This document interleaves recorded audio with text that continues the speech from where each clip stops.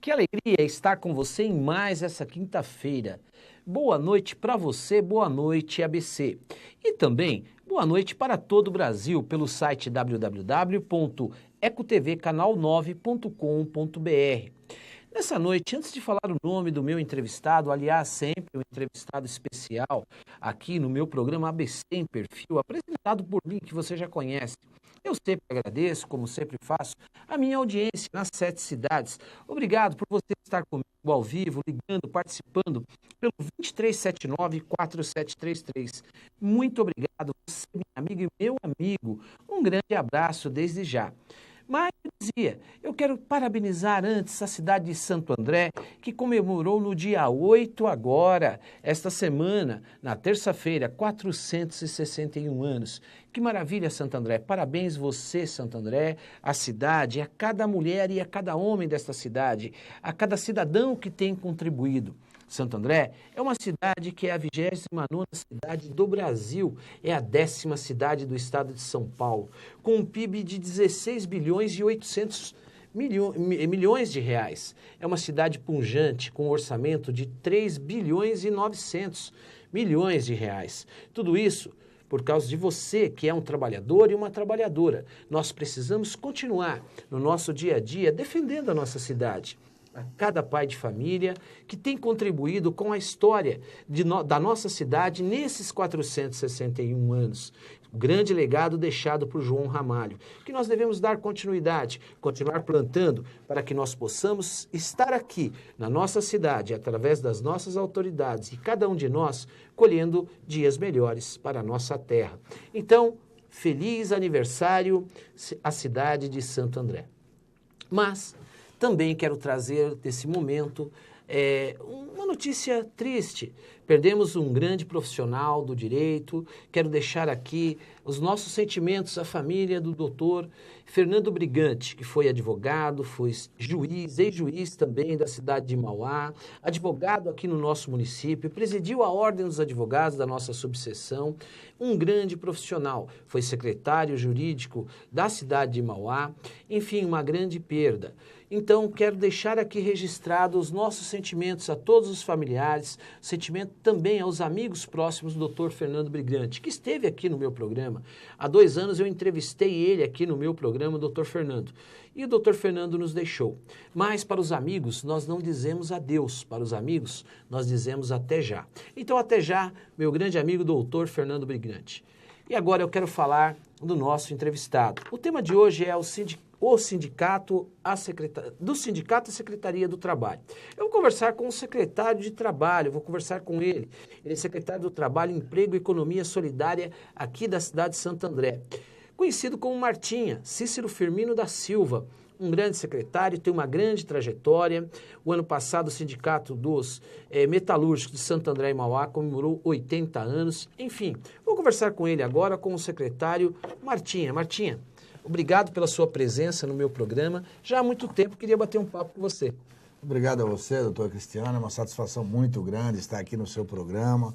Quero deixar aqui também meu forte abraço aos telespectadores. Estamos aqui para responder as suas perguntas, no intuito de estar cada vez mais fornecendo informações para o telespectador aqui da nossa região.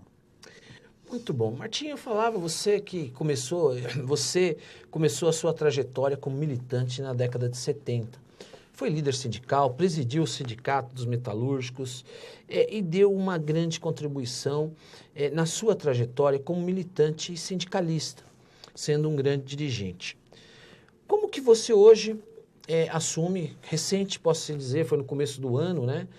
Como que foi assumir esse desafio, uma nova etapa na sua vida? Fala um pouco desse grande desafio que foi o convite aí do nosso prefeito, Carlos Grana, em ser secretário, como eu dizia, de uma cidade como Santo André. Pois bem, doutor,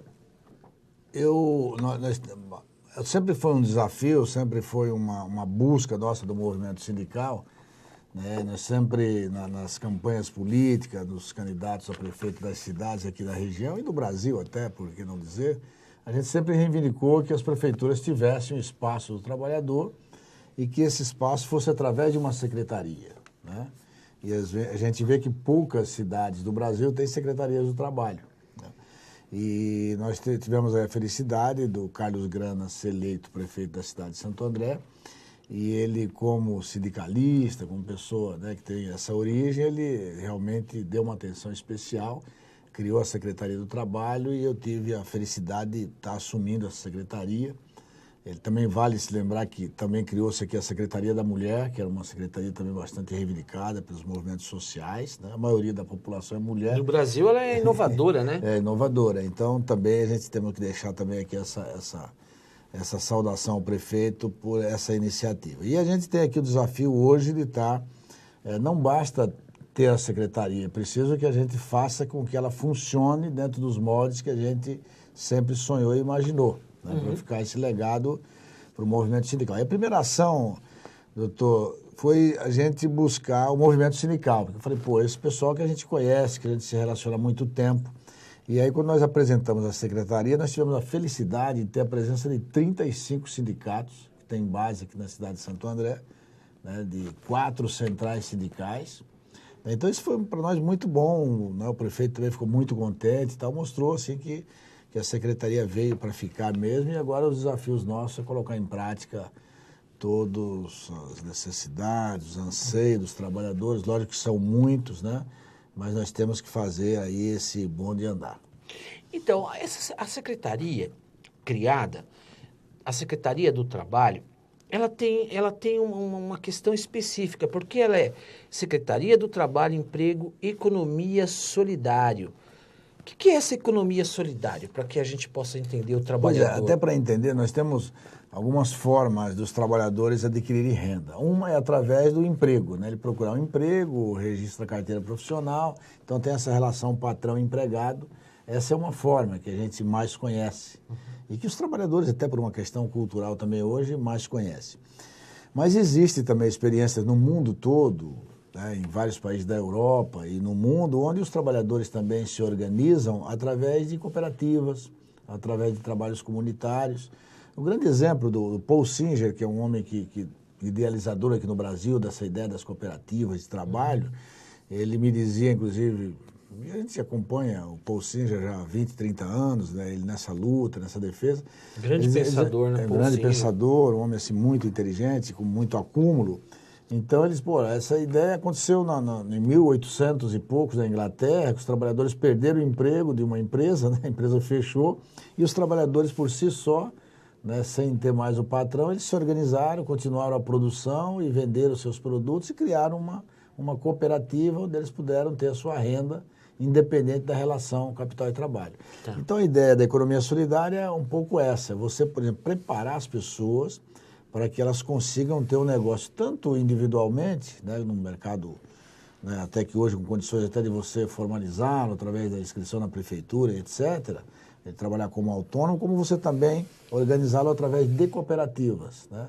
Porque nós temos uma faixa, doutor Cristiano, dos trabalhadores e de pessoas mesmo que compõem a sociedade, que hoje eles não têm mais chance de entrar no mercado de trabalho. Baixa escolaridade, às vezes, dificuldade de voltar a estudar, às vezes uma certa idade. Então, mas essas pessoas têm uma expertise, eles aprenderam alguma coisa na vida. Traz uma experiência. Tem experiência, sabe fazer alguma coisa, tem. E aí nós precisamos juntar isso, a ideia é você fazer com que essas pessoas juntas consigam produzir, fazer alguns produtos para gerar renda, para vender no mercado. E aí que entra a Secretaria do Trabalho, através da prefeitura e de outras secretarias, então, obviamente, para ele poder produzir sua renda. Interessante. A economia solidária, então, seria através de formação de cooperativas? De cooperativa. Não uma cooperativa, pseudo-cooperativas, igual as pessoas querem fazer. Tem um cara que abre uma cooperativa aí, e, na verdade, é uma falsa empresa ou falsa cooperativa. Sim. E o cara quer ter lucro em cima dos outros trabalhadores, tá? Um espertalhão. Né? Isso não é cooperativa. Cooperativa é onde você produz e você divide, né, todos os lucros, né, igualitariamente. Então, a ideia é mais ou menos dentro disso, é interessante isso. A cooperativa, nessa formatação, para que tenha esse convênio com a secretaria, como que funciona isso, Martinha, secretário? Então, nós temos a função da Secretaria do Trabalho é você fazer o fomento, é você, por exemplo, encontrar as pessoas. Hoje nós temos aí, o último evento que nós fizemos, tinha quase 200 pessoas, interessadas já nesse sistema de trabalho. Né? Muito bom. Então a gente precisa pegar o quê? Pegar as pessoas, um tem uma especialidade, vamos dizer, algumas mulheres sabem fazer bordado, outras costura, outros homens também sabem fazer algum tipo de, um chaveirinho, uma coisa, um brinde, alguma coisa assim. Então você, né, juntar essas pessoas para que elas possam produzir, né, fazer o seu produto e a gente ajudá-los a estar orientados no sentido de comercializar, encontrar mercado. Na agricultura já se faz também bastante isso. Hoje plantam as plantações de terra, planta uva, depois vende. Às vezes até no sindicato a gente compra uvas, caixas de uvas, onde o pessoal se organiza em cooperativa, produz e depois vende e tem a sua renda. Então, essa cooperativa, a finalidade dela, ela é atender uma determinada camada do trabalhador que ele não está mais qualificado ou ele não tem mais condições de retomar o mercado. Não seria nenhum viés com terceirização, que o sindicato é contra. Isso, não é uma terceirização, né? Porque a terceirização, na verdade, você tem a relação capital e trabalho, né? De patrão e empregado, mesmo dentro da terceirização, né? Então, essa da é a mesma condição, o terceirização seria um trabalhador na mesma condição que aquele, só que estaria subtraindo os direitos. Isso, é porque a terceirização, você tem uma grande empresa, e aí o que você faz? A empresa entende que, por exemplo, ela tem que fazer o produto, ela faz, por exemplo, amortecedor. Então ela fala, pô, eu faço amortecedor, a especialidade da minha empresa é fazer amortecedor, não é o guarda que está na segurança da portaria, não é fazer alimentação para os trabalhadores, não é cuidar da limpeza. Então ela terceiriza esses serviços, né, para poder facilitar o ramo produtivo dela. Né? Essa é, assim, a grosso modo, é a terceirização. Entendi. Não, é muito interessante. Martinha, você foi um líder sindical, você esteve do outro lado. Hoje, a negociação sindical, ela teve uma evolução, eu diria até no mundo inteiro. Se nós pegarmos você, que conheceu muito bem a década de 80, quando nós pegarmos um grande líder na Polônia, que foi o Lech Walesa, que ele chegou lá naquela época, e nós chegarmos ao Brasil aqui, tivemos o presidente Lula, um sindicalista, temos o nosso prefeito Carlos Grana, você, um secretário. A negociação sindical, ela mudou. A essência dessa evolução, ela mudou. Não é mais aquele embate que tinha, que você conheceu muito bem, né? Era como se fosse uma guerra a respeito disso. Teve essa evolução? Eu tive a felicidade, né, eu posso dizer assim, de ter participado desses dois momentos, né, dentro do sindicalismo brasileiro. Quer dizer, o momento de mais confronto, né, porque era de mais confronto porque a conjuntura exigia. Né? O Brasil vinha de um período de regime autoritário, onde você não tinha liberdades democráticas. O sindicato, para vocês terem uma ideia, para fazer uma assembleia naquela época, tinha que pedir autorização do Ministério do Trabalho, através de documentação, tinha que pedir autorização para a delegacia de polícia da cidade, para eles permitirem fazer a assembleia com os trabalhadores, e mesmo assim eles colocavam pessoas para fiscalizar a assembleia, o que ia se falar na assembleia, e gravar, inclusive, a assembleia para ver se não ia falar alguma coisa que ferisse o Estado, né, do ponto de vista deles. Então, o Brasil vinha daquele período de regime. O Brasil, poucos momentos nesse país, se teve um regime democrático, né, por alguns anos. E um período igual nós estamos vivendo agora, nós nunca tivemos no Brasil. Né? Então, é isso que você fala interessante. Vamos retomar isso. Se buscou tanto a democracia e, graças a Deus, a duras penas, pessoas morreram, foram presas, torturadas. Chegamos num momento de liberdade total. Agora, como que você vê essa liberdade, essa democracia? O povo... Eu digo povo, eu digo aquele que ele é envolvido diretamente, que está saindo das ruas quando nós vemos manifestações. Aquela essência que se buscava, o trabalhador naquela conquista de sair às ruas, fazer uma mobilização, sair com uma faixa, de gritar, de parar em frente a um doicode, de se parar em frente a determinadas situações do dia a dia. O povo perdeu a mão hoje e excedeu nessa democracia? Ou eles desconhecem o que é essa democracia? Tanto a democracia como o regime autoritário é feito pelo próprio povo. E não é o povo de fora que faz a democracia ou o autoritarismo de um país, é o povo do próprio país. Né? Eu sempre digo que quando fala do povo de um país, não, porque não sei, O sindicalista é isso, o advogado é não sei o quê, ou o médico do Brasil não sei o quê, ou a polícia. São pessoas que estão no Brasil, não vieram de outro estado, ou de outro país, não vieram de outro planeta, é o nosso povo, né? O que se precisa, o tecido social é fundamental que ele tenha a convicção da sua forma de organização do seu povo, né? Ainda no mundo, o que se tem de mais saudável para a humanidade até agora são os regimes mais democráticos. Lógico que você, quando você sai de um regime autoritário e vai passando para um regime democrático, você tem exageros, às vezes, de pessoas, e tem mudanças de geração para geração. Um jovem que está com 20 anos de idade hoje, 15 anos de idade, ele tem, logicamente, necessidades das coisas, mas ele não passou por um período que nós passamos, né? Então, obviamente, que ele tem as necessidades dele, enxerga o mundo, né, pelo ângulo de visão dele. Por isso que precisa ter a mescla, né, do conhecimento, da cultura, da informação das pessoas que viveram mais tempo, passando para o jovem. Essa mescla entre o jovem e o mais velho, como queira, o mais vivido, é muito importante, né? A gente não pode desassociar o jovem da pessoa mais velha, porque criança, pessoa de idade média, precisa ter uma sociedade que consiga conviver harmoniosamente para você respeitar as pessoas, o conhecimento dos mais velhos, e os mais velhos respeitar, às vezes, o anseio, aquela vontade, aquela energia do jovem, que todos nós fomos mais jovens e a gente tinha, muitas vezes, uma energia maior, uma busca mais rápida, você quer as coisas muito mais aceleradas, então é preciso, na democracia tem que saber mesclar isso. Os veículos de comunicação, hoje a comunicação que existe é muito mais rápida, as pessoas têm informação muito mais rápida, então é muito mais difícil também de se conter, às vezes, algumas ações. Você acha que a mobilização de hoje ela é muito mais esvaziada do que a mobilização de antigamente, do que o foco central da busca pela democracia?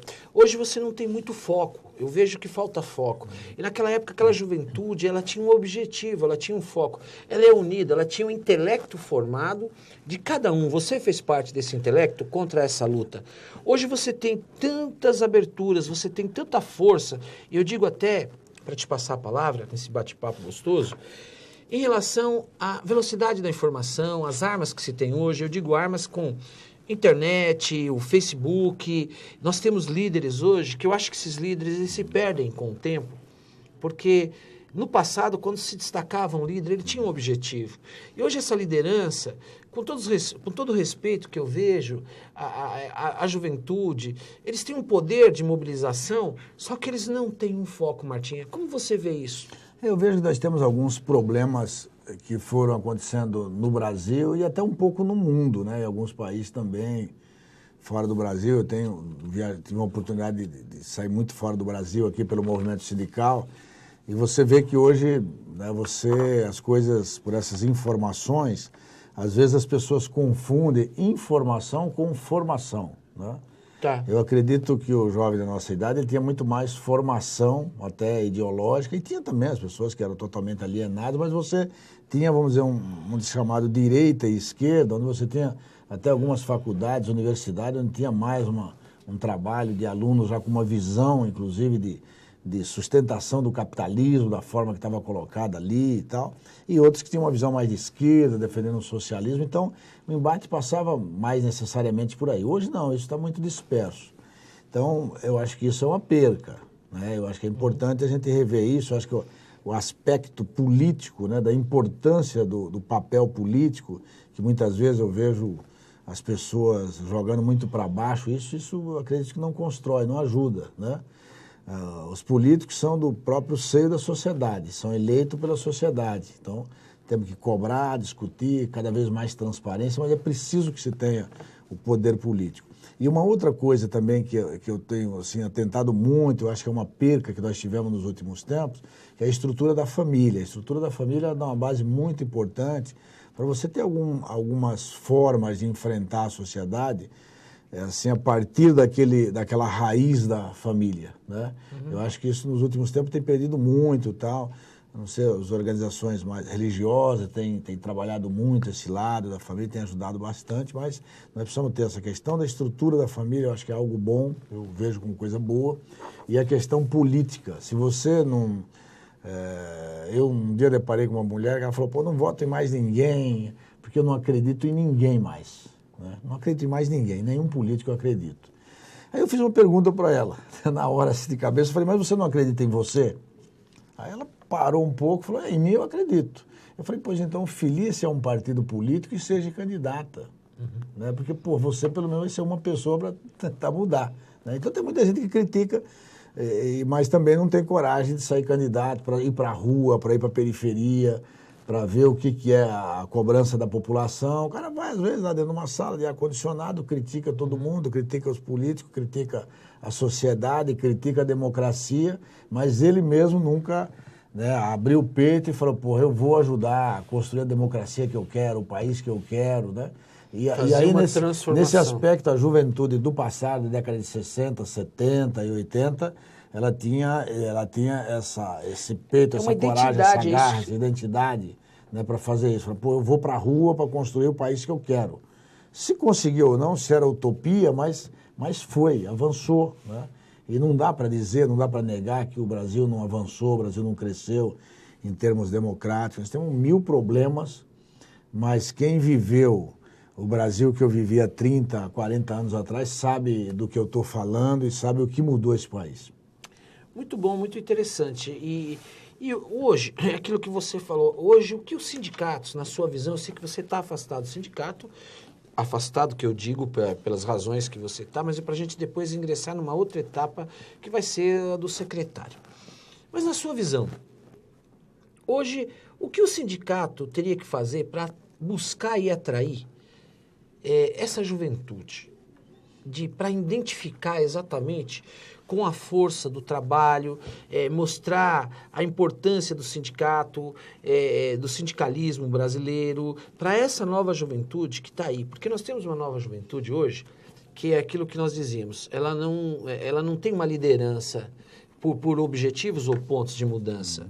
Né? Nós sabemos da importância da redemocratização dos sindicatos no nosso Brasil e que contribuiu para isso. Hoje, qual é a sua visão do que os sindicatos poderiam estar trazendo essa juventude, mostrando para essa juventude, haja vista que é uma grande instituição e tem força e poder? A juventude ela tem um aspecto interessante. Nós que passamos por esse período, a gente acredita muito nas pessoas. Quando a gente acredita de verdade. O jovem, quando acredita de verdade. Agora, quando ele não acredita, pô, não tem quem faça ele aceitar qualquer coisa da pessoa que ele não acredita. O que falta para o movimento sindical, de um modo geral, é conquistar a confiança dos trabalhadores, da juventude que está dentro dos locais de trabalho. Né? Eu como sindicalista, eu faço críticas à ação do movimento sindical hoje, porque eu passei por esses 2 períodos, me sinto até com autoridade para falar isso.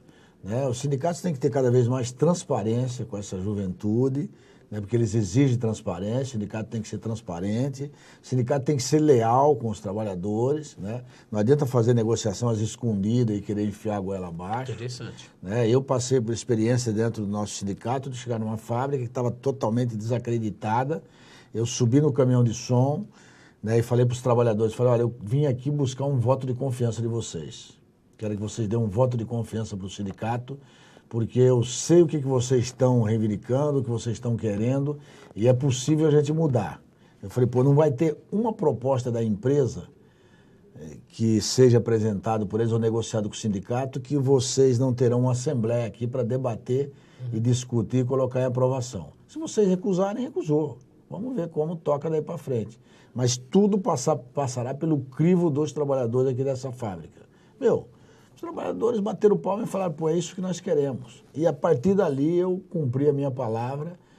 A empresa fala, poxa, mas essa negociação de PLR não precisa colocar em votação. Eu falei, não precisa, porque eu assumi um compromisso na fábrica. E os trabalhadores, aumentou a sindicalização, aumentou a confiança no sindicato. É isso que precisa. Né? Você tocou num assunto muito interessante. Conquista do trabalhador que você fez parte, nós sabemos, o Brasil não tinha. Nós temos aí uma CLT de 45. PLR foi uma conquista? PLR foi uma conquista muito importante, doutor Cristiano. Eu lembro-me aqui quando há 25, 30 anos atrás a gente começou esse debate de participação nos lucros das empresas. Era um absurdo. A gente levava isso na pauta, os empresários falavam, pelo amor de Deus, vocês estão loucos, vocês estão querendo agora também, além do salário, querem tomar o lucro do empresário? Isso é socialismo. Isso...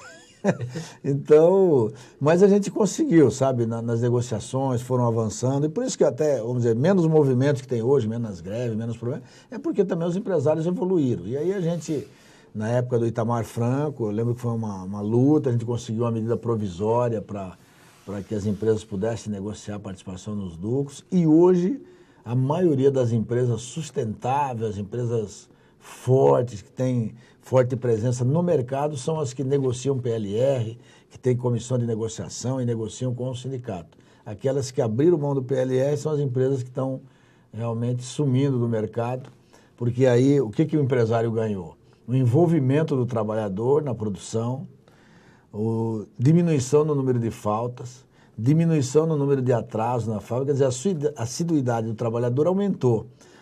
O interesse pelo produto que ele elabora mais aumentou também. O empresário ganhou com isso, né, esse envolvimento. Porque, o trabalhador envolvido na produção, poxa, porque ele vai ganhar mais, vai ter uma participação nos lucros da empresa, lógico que os empresários ganharam. Então, quem soube trabalhar bem isso, os empresários, lógico, ganharam e ganharam muito e continuam ganhando muito. E além de você não ter os encargos que teria no pagamento do salário. Tanto é que hoje estão até exagerando. Algumas montadoras do Sul pagam R$1.000 de salário, né, para o trabalhador e negocia 15, 18 mil reais de PLR no ano. O que eu já acho que é um exagero também.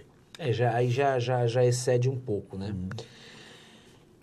É aquilo que eu dizia, você teve várias etapas, você presidiu o sindicato de Santo André, Mauá, dos metalúrgicos, você teve uma grande conquista junto com a sua diretoria, que foi 48 horas, redução da jornada de trabalho para 44.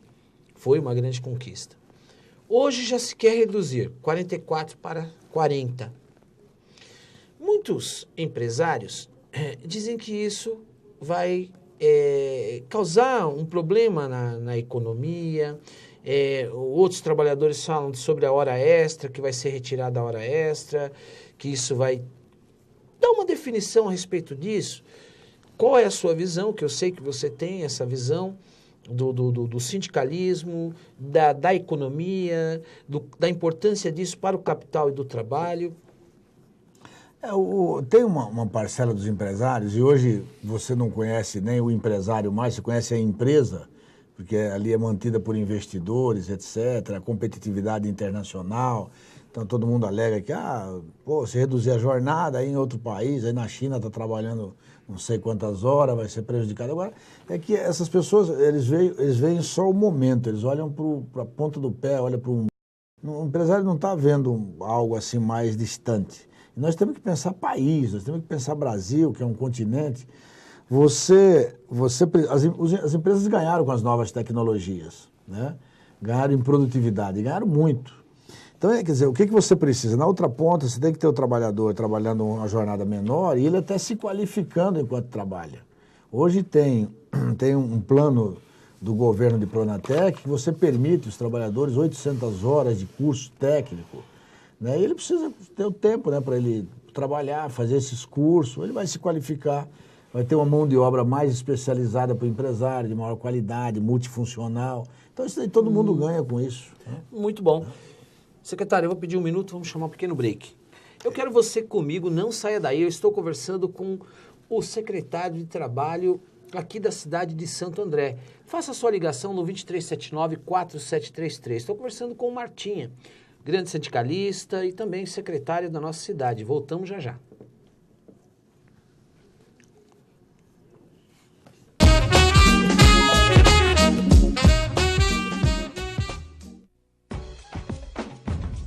Brasil é sempre o melhor destino pro nortista, sulista ou nordestino. Todo brasileiro tem que viajar, conhecer o que o país tem pra mostrar. Se você quer se encantar, o Brasil é o melhor lugar. O Brasil é o melhor lugar. O Brasil é o melhor lugar.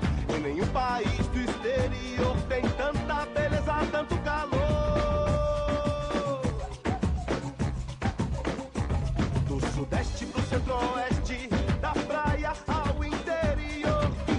pra matar a saudade, ou conhecer uma grande cidade.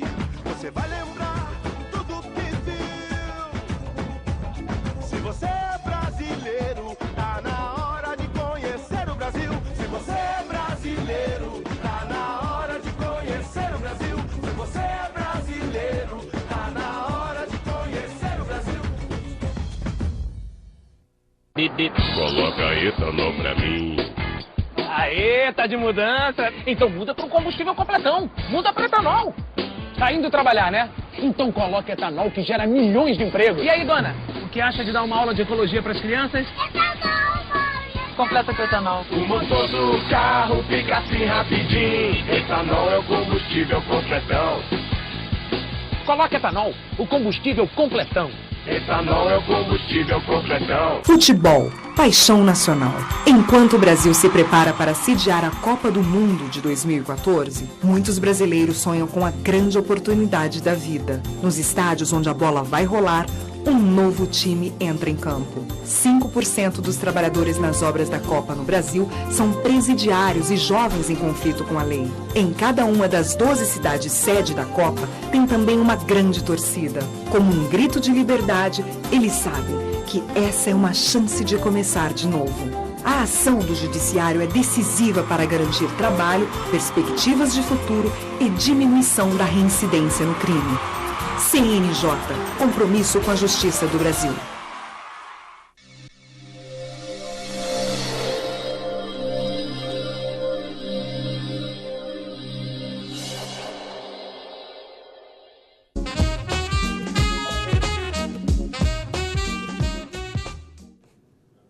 Obrigado, minha amiga e meu amigo, porque você não saiu daí comigo da telinha. Eu quero a sua ligação no 2379-4733. Eu estou conversando aqui com o secretário de Trabalho aqui da cidade de Santo André. Ligue e faça a sua pergunta. Estamos num bate-papo muito gostoso, falando aqui da importância do capital e do trabalho. Vamos falar de mais coisa agora. Vamos falar um pouco dessa requalificação do trabalhador. A cada dia nós somos exigidos, seja qual for a função que você ocupa. A requalificação ela é fundamental para que o trabalhador tenha êxito e sucesso e também possa ser um trabalhador com bastante capacidade e resultados positivos. Secretário, mas antes de falar dessa requalificação, que ela é fundamental, evolução no Brasil, antigamente você, sindicalista, só pedia, né? Se assim pode dizer, negociava e sempre fazendo uma pauta de negociação, tal.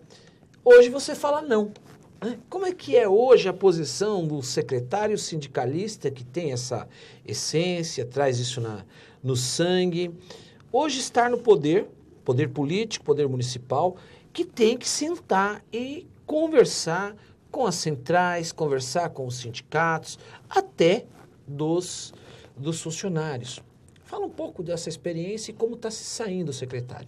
Olha, a experiência ela é interessante porque a gente, mesmo dentro do movimento sindical, a gente acaba, lógico, pelo próprio sistema capitalista, nos impõe essas diversidades, né, constantemente. Mesmo um dirigente sindical, ele tem uma entidade, tem um sindicato, tem funcionários dentro do sindicato, etc. Então, você esbarra muitas vezes com essa questão, né, dos interesses. Dentro da prefeitura, lógico, isso é muito maior. Nós temos uma secretaria de administração, que é o Antônio Leite, né, que já foi vereador, que é hoje o secretário de administração, ele que cuida, né, especificamente mais dessa parte, mas mesmo a gente na Secretaria do Trabalho, você tem lá um número grande de funcionários e que a gente também passa lá pelos problemas de reivindicação e etc. Então, nós temos que lidar com isso. E dentro do movimento sindical também, nas empresas, tem muitos momentos que você tem que conciliar de uma empresa. Às vezes, algumas reivindicações, você vê que elas são, não é que são injustas, elas são sempre justas, a reivindicação do trabalhador, mas às vezes, naquele momento, você não consegue atingir aquele objetivo. Então, você precisa, às vezes, conquistar gradativamente, às vezes é preciso ter o entendimento da conjuntura naquele momento. Isso o movimento sindical, ele acaba tendo que entender isso. E o próprio trabalhador, né, dentro da empresa, a gente sempre viu isso.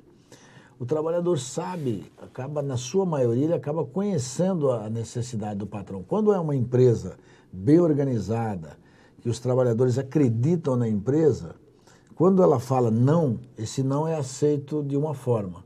Uma empresa que é muito desorganizada, que está sempre prometendo e não cumpre, aí quando a empresa fala não, os trabalhadores muitas vezes não sabem se esse não é um não verdadeiro ou se é um não, né, para estar enrolando os trabalhadores. Então, a experiência que a gente tem enquanto sindicalista é quando a gente está do outro lado, né, a gente ter o máximo de transparência e de diálogo, né, sempre no diálogo, para você mostrar o que pode e o que não dá para fazer, o que dá e o que não dá para fazer. Porque dentro do governo você vai também trabalhar com dinheiro público, né, e o dinheiro público você tem que ter todos os cuidados com ele, né, porque você tem uma população que paga impostos. Então, você tem na ponta, tem os trabalhadores que precisam ter uma remuneração digna, né, e você também tem a máquina, né, administrativa que você precisa alimentar, que você precisa ter asfalto, iluminação na rua, córregos que tem que ser, né, tratados, enfim, você tem que cuidar de uma cidade como um todo. Então, você tem que ter toda essa preocupação. E aí, por isso que o administrador público tem que ter a capacidade de fazer com que as pessoas que estão envolvidas dentro do trabalho da prefeitura tenham essa compreensão de que a prefeitura está fazendo o que pode, né, naquele determinado momento. Hoje, se nós pegarmos, você viveu isso, década de 80, 90, 70, 80, 90. O mundo deu um grande boom, depois de 2000, né, nós tivemos essa tecnologia que hoje ela é disparada de todos os sentidos, né? Desde a sua casa, naquela época você não tinha um televisor que não tinha o controle remoto, né? Você tinha que virar lá o seletor de canais, você tinha lá o transformador, que hoje você falar para um jovem que é um transformador, ninguém sabe o que é um transformador. É verdade. Mas dentro dessa questão da tecnologia, como que anda hoje o trabalhador brasileiro dentro dessa requalificação que ela é indispensável? Porque hoje um trabalhador, ele aperta um botão, isso vai dar um resultado lá na ponta e já sair a peça praticamente pronta, né? Em termos, né? De uma forma mais objetiva, Martim.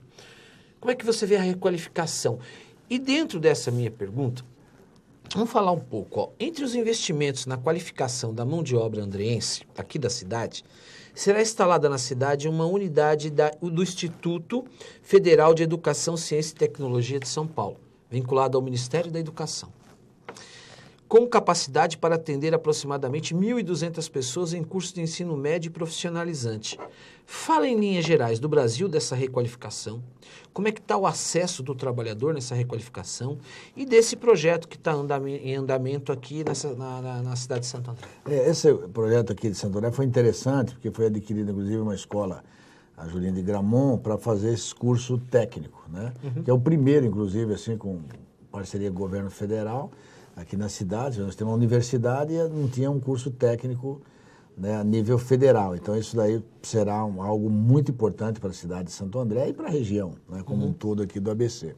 A questão da requalificação profissional, a gente tinha problemas no passado de que você fazia uma qualificação, principalmente a qualificação, menos a requalificação, e você colocava no mercado pessoas que tinham feito cursos e às vezes eles não arrumavam emprego, a grande maioria não arrumava emprego. Recentemente, de tantos debates com o movimento sindical e até com os empresários, o que o governo começou a fazer? Criou o Pronatec. O Pronatec, ele tem uma expertise boa, né? Eu acho que eles conseguiram evoluir nesse sentido. O que está se fazendo hoje? Você convoca os empresários, o setor de RH das empresas, para que eles tragam as necessidades de curso que tem nas empresas, e aí, a partir daí, o governo, né, faz os cursos, né, faz a programação de curso, cria a grade de curso. Então, quer dizer, a partir da necessidade das empresas, de um modo geral, tem 19 setores, né, que esse projeto do governo abrange, que é o Projeto Brasil Maior, né? E então, aí agora a coisa vai funcionar, né? Nós tivemos na Secretaria do Trabalho mesmo uma recente reunião com mais de 80 RHs de empresas, né, diferentes aqui da cidade de Santo André, onde eles foram lá e a Agência de Desenvolvimento Econômico, a parte técnica da agência, fizeram toda a exposição de como funciona e tal, e eles vão ter um prazo até o dia 20 para se inscrever e fazer essa requalificação. Tem também o convênio com as universidades, o governo, cursos de 800 horas, né, para os trabalhadores, curso técnico também, ele precisa ter o ensino médio completo, ele se inscreve, faz um curso técnico, também de boa qualidade, bons cursos, inclusive, porque eles vão estar ocupando o mercado de trabalho daqui 2 anos, 3 anos. Isso também é uma grade de curso muito importante que o governo lançou através do Pronatec. Muito, muito bom. Eu tenho... temos participação aqui já do telespectador, já vamos falar já. Segundo dados da Central de Empregados e Desempregados, Santo André respondeu pela metade do saldo de empregos gerados no grande ABC de Santo André. A nossa cidade é uma cidade pujante nesse caso, né? Cidade pujante. Eu sempre digo o seguinte, o governante da cidade, né, ele tem muito a ver com essa questão né, a influência dele tem a ver com... Recentemente, o prefeito Carlos Grande tinha uma área ali próximo da Avenida do Estado, que aquilo aí estava para ser construído apartamentos, prédios enormes aí, né? De repente vai lá a empresa, constrói um monte de prédio, às vezes você não tem escola próxima, problema do transporte. O que o Grana fez? O Grana falou, não, nós queremos essa área assim, vamos preencher essa área, mas com espaço para indústrias, né? Então, essa que é a visão, né, do prefeito e do governo. Desculpe. Então, quer dizer, vai construir lá galpões de indústria, né? Senão ia ter mais moradias, mais prédios, e você ia deixar a indústria ser construída em outro lugar, né? Dá licença. Fica à vontade. Portanto, essa é uma questão. E a cidade de Santo André, o pessoal fala, não, perde a indústria. Lógico, houve uma certa evasão, mas houve um crescimento do setor de serviço muito grande. O setor de serviço no Brasil, vocês lembram que em muitas regiões como a nossa, da minha geração, quando a gente queria assistir um filme que estava em lançamento, tinha que ir para São Paulo. Um bom restaurante, você tinha que ir para São Paulo. Tudo São Paulo. Né? Tudo era São Paulo. Hoje não, hoje nós temos aqui hotéis, temos bons restaurantes, temos cinemas, temos 4 shoppings aqui na cidade, grandes, né? Fora os mini shoppings. Então, quer dizer, a cidade cresceu também nesse aspecto. Então, essa mescla de indústria, né, com o comércio e serviço é que se forma realmente a cidade, né, ideal para se viver, para se morar, né? Então, a nossa cidade está bem próximo dessa realidade. E aí que tal? Quando eu chamava no meu programa, 678 mil habitantes no início, né, da minha abertura, nós temos um PIB de 16 bilhões e 900, né? Temos aí, a 29ª cidade do Brasil, 10ª maior do estado, e temos um orçamento de 3 bilhões e 200 milhões de reais. Exatamente. Isso é significativo, mas você precisa fazer também, e é isso que você acabou de falar, como o prefeito Carlos Grana, ele tem feito isso, através desse fomento, com esse relacionamento existente entre... E aí que está, esse relacionamento entre capital e trabalho, que antes se colocava o capital como antagonista do trabalho, quando na realidade os dois caminham juntos. Lógico. Né? Nós temos aqui, dentro dessa questão, Santo André, ela é estratégica no setor de logística, porque ela é próxima, ela está inserida, é o principal polo econômico brasileiro, ela é próxima do Porto de Santos, das rodovias federais, o aeroporto de Cumbica. Então, realmente, é fundamental essa visão que se tem a respeito de como trazer o desenvolvimento, que muitas vezes o cidadão, a cidadã, o trazer o desenvolvimento, ele implica em várias questões, né? Porque aquilo que você falou, administrar uma cidade são várias etapas, né? E principalmente esse fomento entre trazer indústrias, fazer abertura, fazer toda essa logística para que tenha essa acessibilidade, eu diria, das próprias indústrias na cidade, ela é fundamental. Porque uma cidade ela tem que continuar crescendo, né, Martinho? Exatamente. A cidade de Santo André, a região nossa aqui do ABC, ela teve problemas na década de 80, mas ela foi se remodelando, se reconstruindo, se readequando à nova realidade. E hoje a cidade de Santo André, dentro dessa região, ela tem assim né? Quando as pessoas vêm investir, quando vem um investidor na cidade, quando constrói um shopping, constrói algum supermercado, quando uma empresa igual a Brixton, né, teve com o prefeito Grana há poucos dias atrás e anunciou um investimento de quase 1 bilhão, né, que vai fabricar novos pneus aqui na cidade, etc., é porque eles acreditam na cidade e sabem do potencial da cidade e da região. Né? Da renda per capita. Da renda per capita, do poder de compra que tem a região, a cidade. Então, nesse aspecto, a cidade está bem. Nós temos, lógico, aqui a nossa região ela foi muito castigada pela vinda, né, do número grande de imigrantes e construiu um bolsão também, né, de pobreza, né, da região, das comunidades, onde tem mais carência. Você precisa ter uma atenção maior, onde você tem que ter investimento maior. Isso, lógico, dificulta também, você tem que ter bastante investimento para essa região. Mas quando a gente tem emprego, a gente acaba dando conta, de certa forma, dessa demanda. Né? Por isso que essa questão do nível de emprego é muito importante. Se a gente tiver um desemprego alto, né, mesmo você tendo até um salário razoável, mas aí você tem uma família de 4 pessoas, tem um só trabalhando, ou 4 desempregados, você já cria uma dificuldade maior. Quando você tem pleno emprego, você tem uma família de 4, aí você tem pelo menos 3 trabalhando, você cria uma renda para aquela família possível dele poder investir, tá comprando um carro, comprando um computador, né, comprando uma geladeira nova, trocando a geladeira, um fogão, um micro-ondas, etc. Então você vai gerando a riqueza, você vai gerando o consumo, né? Então, por isso que esse equilíbrio ele é importante dentro de uma cidade, dentro da região. Eu acho que um dos maiores desafios hoje do administrador, do prefeito e dos prefeitos nessa nova etapa que se passa, se nós pegarmos Santo André, ela foi uma vila que foi Santo André, ficou uma vila, ela é uma vila isolada.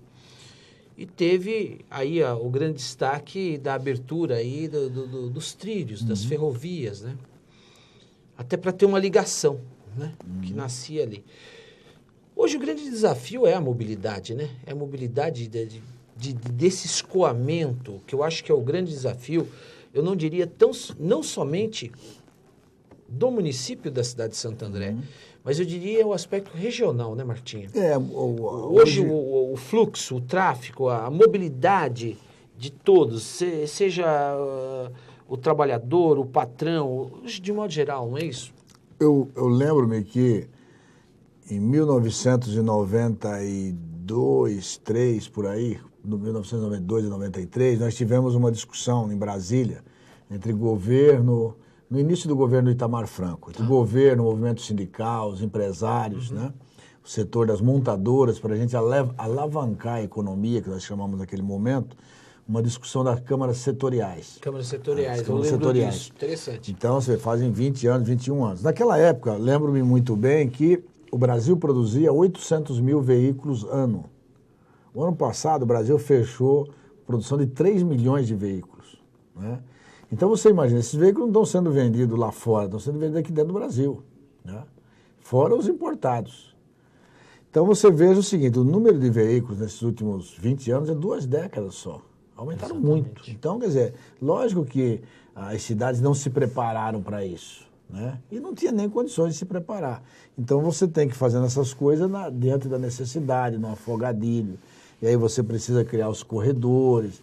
Hoje essa dificuldade dos corredores exclusivos de ônibus, entra táxi, não entra, quem anda de carro, né, fala, puxa vida, prejudicou o movimento dos carros particulares, mas aí você facilita do transporte coletivo. Então, quer dizer, tem que aumentar o número de transporte coletivo de qualidade, né, para cada vez mais as pessoas deixarem o carro em casa. E você precisa fortalecer os centros de negócio na cidade.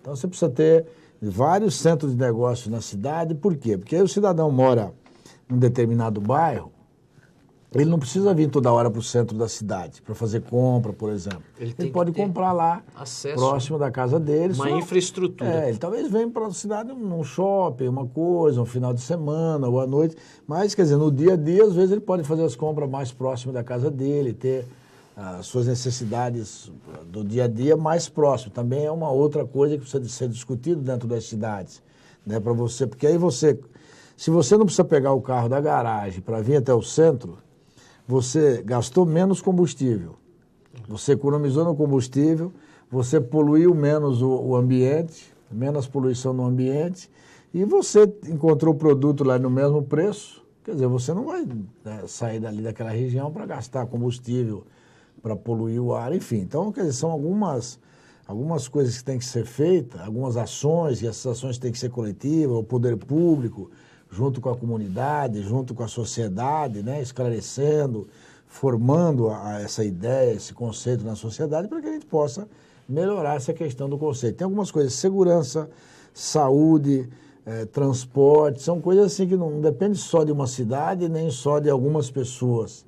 Né? A coletividade tem que estar envolvida. O lixo hoje, que tivemos agora pouco tempo problema do lixo. Pô, tinha um problema sério do lixo, da greve. A quantidade que se faz de lixo hoje, que se produz de lixo, é uma coisa astronômica. Né? Então, quer dizer, nós precisamos diminuir essa quantidade de lixo. Né? A população precisa diminuir isso. Eu acho, Martinha, eu falo isso com você, até como cidadão, você com a gente. Eu acho que o nosso Fórum Regional, ele é muito acanhado, porque hoje não se dá mais para pensar no seu próprio umbigo, no seu próprio município, porque hoje quando você fala no escoamento do trânsito, na divisa que você pega São Bernardo, Santo André, você pega Diadema, quando você sai de uma cidade, você já está na outra. Isso deveria ser pensado de uma forma regional. São pontos fundamentais.